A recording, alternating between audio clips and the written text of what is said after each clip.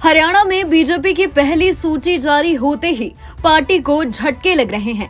किसान मोर्चा के अध्यक्ष के पार्टी छोड़ने के बाद अब कैबिनेट मंत्री रंजीत चौटाला ने भी इस्तीफा दे दिया है। वो साल 2019 में रनिया से निर्दलीय चुनाव जीते थे और मंत्री बने थे। इसके बाद चौटाला लोकसभा चुनाव से पहले बीजेपी में शामिल हो गए थे।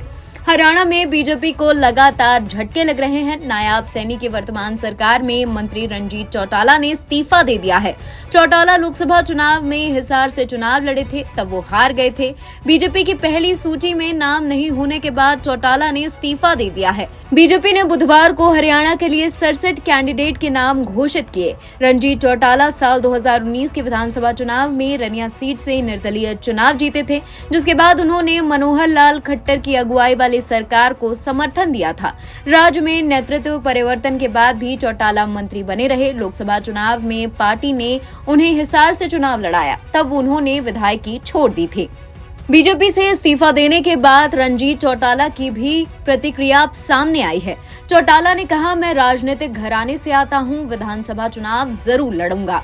उन्होंने आगे क्या कहा, आप खुद सुन लीजिए। आपने वर्कर्स की मीटिंग बुलाई थी, क्या फैसला लिया गया? मैं फैसला लड़ लिया जी, इंडिपेंडेंट लड़ूंगा। जनता का फैसला था, इनका फैसला मान दिया। मेरे ही हल्के के सब मालिक ये है। ये वर्कर्स का फैसला या आपका फैसला? वर्कर का फैसला। तो आप भाजपा के नेताओं से आपकी बातचीत चल रही थी सुबह से? नहीं, ऑफर्स नहीं दी गई? नहीं, मैं रहा हूँ उनके साथ, पर उसके बाद टिकट के होने के बाद फिर फैसला मेरा हो गया कि नहीं लड़ूंगा। मंत्री पद भी है आपके पास? हाँ है, इस्तीफा दे दिया। कब दोगे? आज सुबह इस्तीफा दे दिया। इस्तीफा दे दिया, तो कब नॉमिनेशन कब फाइल करेंगे आप? नॉमिनेशन अभी 8 तारीख को तय करेंगे। कौन सी विधानसभा क्षेत्र से? रानिया विधानसभा से। चौटाला के पार्टी छोड़ने पर हरियाणा के बीजेपी को तीसरा झटका लगा है। इससे पहले इस्तीफा देने वालों में विधायक लक्ष्मण नापा, पूर्व विधायक सुखविंदर ने भी इस्तीफा दिया था। बीजेपी ने रतिया से लक्ष्मण नापा का टिकट काटकर पूर्व सांसद सुनीता दुग्गल को टिकट दिया था। पार्टी ने सुनीता दुग्गल का लोकसभा चुनाव में टिकट काट दिया था, लेकिन उन्हें विधानसभा चुनाव में टिकट दिया है।